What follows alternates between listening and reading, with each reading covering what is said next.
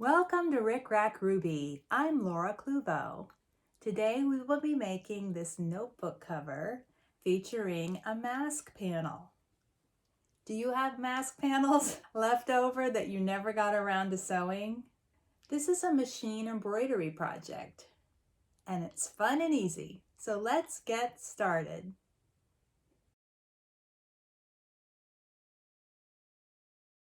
Before we get started on stitching the notebook cover, we have a little bit of preparation. First of all, the design is from Crashing Waves Designs. That's Crashing Waves. And the name of the project is the A6 Zigzag and Satin Applique cover for 6x10 or larger hoops. So A6 is the size of the notebook, and I will be doing the satin stitch option. There's also a zigzag stitch option. So I've placed medium weight tearaway stabilizer in my hoop. My machine is a Brother. This is what my hoop looks like. This, I refer to this as the base or the bottom. And this is the part that slides into the machine. And just remember, the base is the bottom, so that when you put the project in, just make sure that the top is at the top and the bottom is at the bottom. Also on my hoop, there are some little kind of registration marks at the center, and I will use those to center my design. So just, make a note of where your little marks are. I've cut this, it's a navy blue glitter vinyl from Glitterbugfairy, and this is 10.5 by 7. And then this is my panel. It's a 9.5 by 6.5 inch panel that is intended as a face mask. I have a lot of these left over and I don't know where I got this one from, but I'm sure you can still find them. Then I have a piece of clear vinyl. This is pretty heavy. It's a 12 gauge clear vinyl, and I cut it a little bit bigger than the 10.5 by 7. I just like to have a little bit of play with this. Sometimes it's hard to see, so I want to make sure I have a little bit of extra. And then for the pockets on the inside, I have 2 more pieces of this vinyl, 4.5 by 7, 4.5 by 7, and then this piece that'll go in the center, which is also about 4.5 by center, and I have a 2-inch square of cork and a couple of other essential. I don't want to go over every single thing you need. Of course, you need thread, you need the machine, you need scissors, some basics, but there's also this Foldover elastic. This is easy to find at Hobby Lobby. They have many, many colors. I've cut an 11-inch length and also a 2-inch length. I like to use 2 different kinds of tape, a regular masking tape. This is about 1 inch wide. And this 3M transport tape also I like. This works better on vinyl, and this works better on the fabric and on the stabilizer. And then I find these pretty essential. These are 4-inch Tula Pink duckbill scissors. They're great for trimming. There are a few other supplies, but those are the basics, and I feel like I am prepped and ready to begin. So let's move over to the machine. I'm ready to go. I have my hoop installed. My machine I threaded with blue just for the first step to make it easier to see. So let's go ahead and run number 1.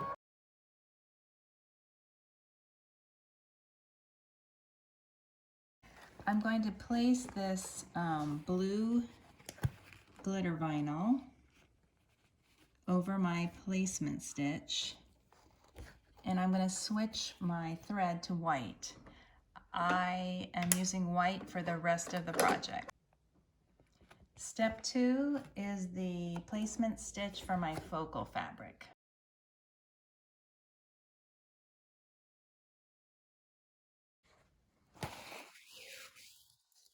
The mask panel is my focal fabric, and I'm going to be sure that I have the center of the panel lined up with the center marks on my hoop. I try to avoid using tape. Sometimes you have to, like if you're lining up something on the back. I think that looks pretty good. So here we go. Step 3 is just an outline around the edge of the panel of the focal fabric, and then I'm going to be able to trim that. I'm just going to gently, like without pressing down or putting any weight on my hand, just kind of gently keep my hand there.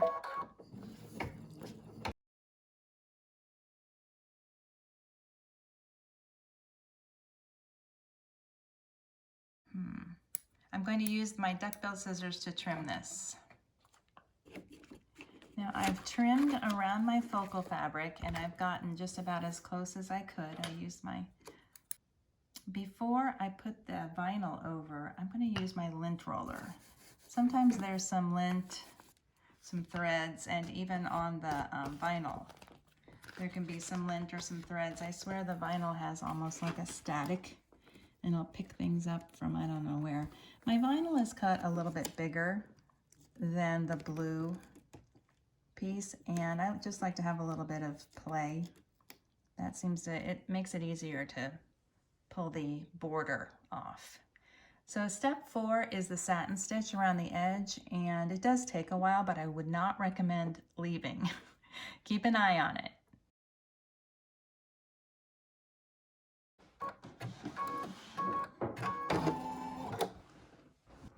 That looks good.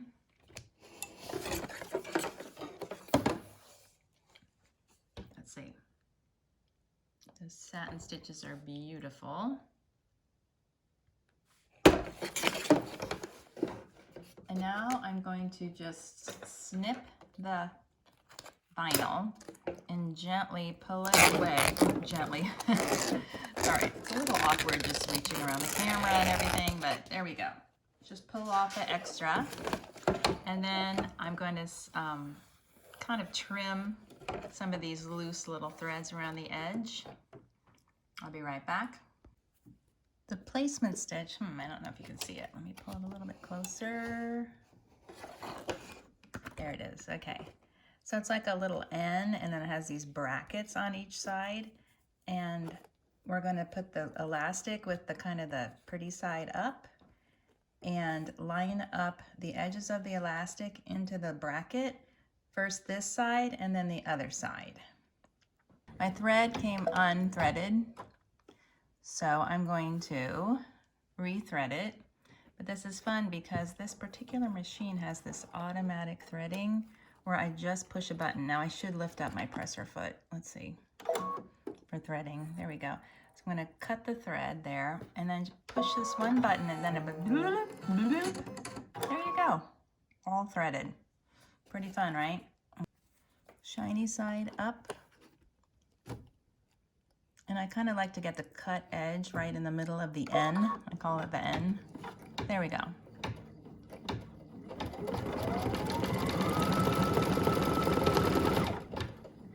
There's the first side.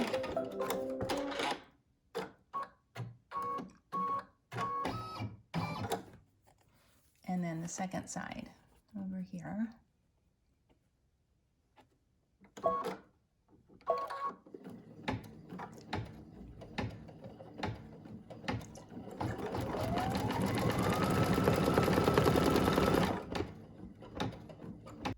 Now I think you can imagine how this elastic will loop around and close the book. The next step is the most important step in this project.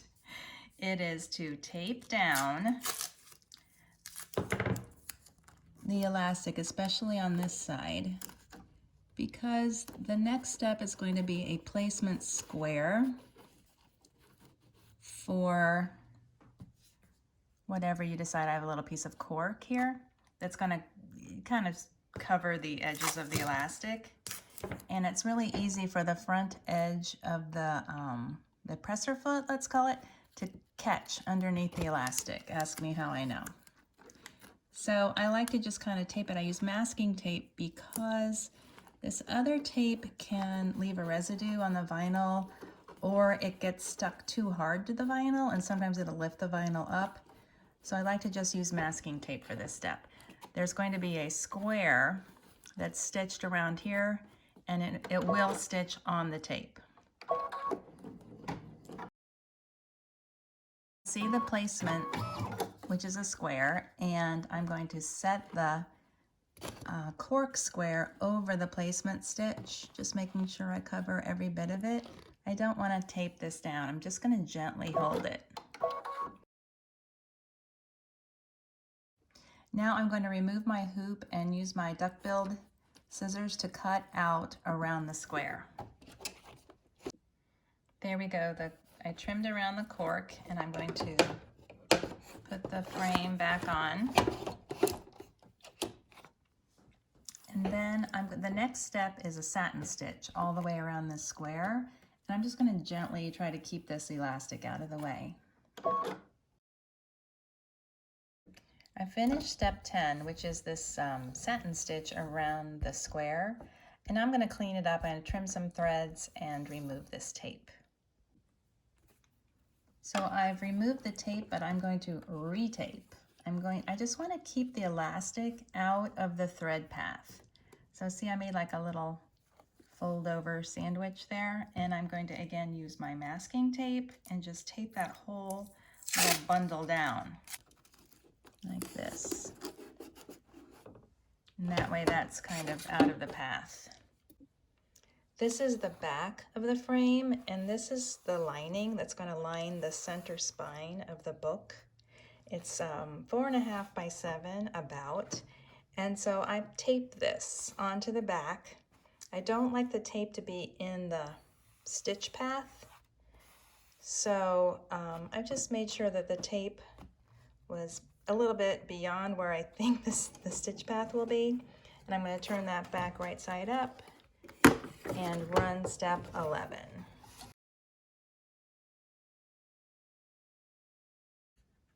That looks pretty good. I like the way the little spine stitches are right on either side of the tip of the nose. I got that centered pretty well. Let's see how it looks on the back. Okay, whew, that's great. Sometimes I'll flip it over and I'll realize that the back wasn't secure enough and this got wonky. So step 12 is the final step, and remember that the base is the bottom. So this is the top, and I'm going to add this little pin loop, which is 2 inches, here, there we go, 2 inches of elastic just folded in half, and I'm going to put it above that square like that. And then the 2 pockets are going to go on either side here. The width of this spine, I just try to keep it about the same, maybe a little bit less right here. And I'm going to tape this and tape this right here. And then we'll run number 12. There's how it looks with the pockets taped. The insides of the pockets are going to be open. There's no stitching here, so I'm not too worried about taping that. But I've had plenty of times where I've run the 12th step, almost done, and the tape fails and gets wonky underneath. I think anybody who's ever made a video knows the feeling of your camera. In my case, it's my iPhone. My iPhone ran out of storage and it wasn't recording there for the last step. But I did run step 12. And let's see how it looks on the back. I know it's hard to see, but it looks perfect. So I'm going to remove the book from the hoop. Don't have to worry about removing the tape because we're going to cut it out, and most of the tape will just be attached to the stabilizer and we'll throw it away. So I'm going to get some big scissors and cut this out. Now, the most important thing is to remember that right in here, above this little square, is our loop, our pen loop. Let's see, I'll show you. So what I like to do is just remove the stabilizer just from this side. This is medium weight, mid-weight tearaway stabilizer. And there's my little pen loop. So I just want to make sure that I cut the top layer and the bottom layer separate so that I don't accidentally cut off the pen loop. Ask me how I know. I've done it many times.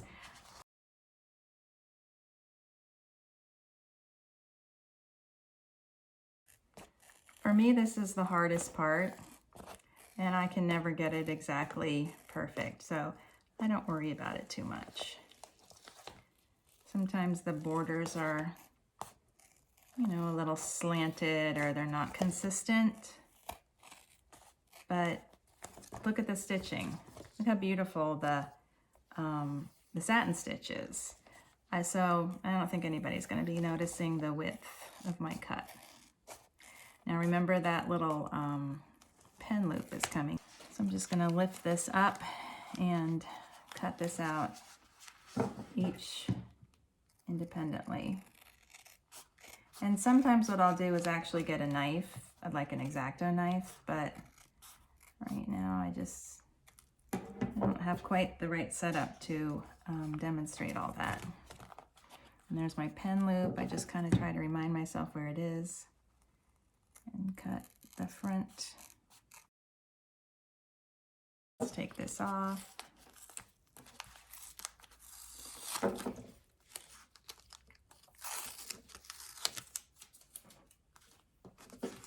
So just so you can envision how this will look, there we go, 11 inches of elastic is just the right amount. I'm going to trim my corners a little better. I'm going to get a book and a pen and I'll be right back. This is what the notebooks look like. They don't have very many pages. 80 pages, well that actually sounds like a lot, but these are available on Amazon. This is what the package looks like. There's 30 in there. And they'll fit one.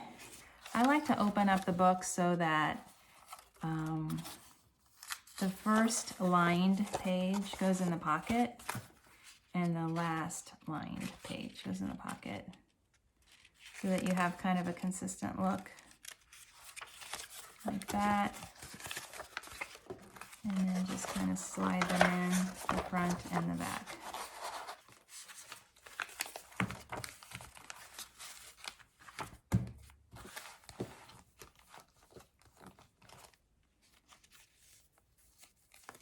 Now the elastic fits a little bit better. It's a little bit tighter now because the book is inside. And then these are my favorite kind of pens, the Paper Mate Inkjoy Mini Ballpoint. And it comes in many colors. Let's see. We could do blue. We could do orange. Orange would be cute, right? Or black. Black would be classic. I think I'll go with orange because it just seems like the most fun and it'll match the nose. Ta-da! There we go. Thank you for watching my tutorial. If you're enjoying my videos, please like, share, and subscribe.